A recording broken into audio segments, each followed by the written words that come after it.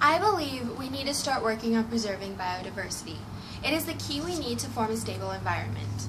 Biodiversity is fundamental to agriculture, food production, and sustainable development, according to our biodiversity text. Believe it or not, one of the biggest things causing a threat to biodiversity is our wallets. We need to start making an effort to only buy products that are environmentally friendly for our planet. And we need to remember to avoid buying from companies whose practices harm the environment.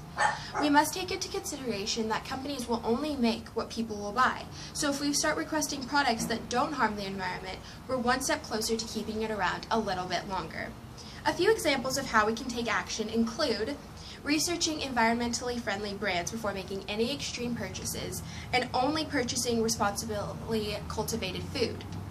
Using land to cultivate food almost always ends in a loss of biodiversity.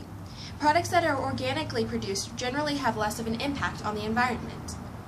Another way to protect biodiversity is by following the 3 R's: reduce, reuse, and recycle. Unfortunately, there's no way around it. Tracing all the way back to the olden days, we humans have always created a large amount of garbage. However, today, we create so much waste produced on a global scale that we are posing a major threat to biodiversity. But by following the 3 R's, we can minimize it. By reducing our consumption, we'll create less trash and therefore not contribute to the loss of biodiversity as natural habitats are used for landfills. Reusing will cause us not to throw out as much. An easy way of decreasing the amount of garbage we produce is simply by taking a backpack or reusable bag to our grocery shopping. Again, by reducing the amount of waste we generate, we help reduce the size of landfills.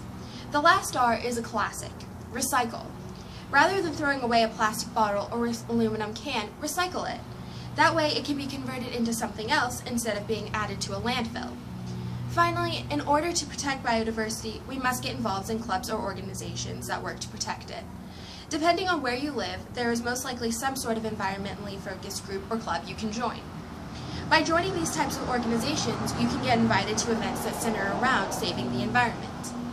A few examples would be participating in a local tree planting event, cleaning up garbage in a nearby area, or helping to protect habitats of threatened or endangered species near you.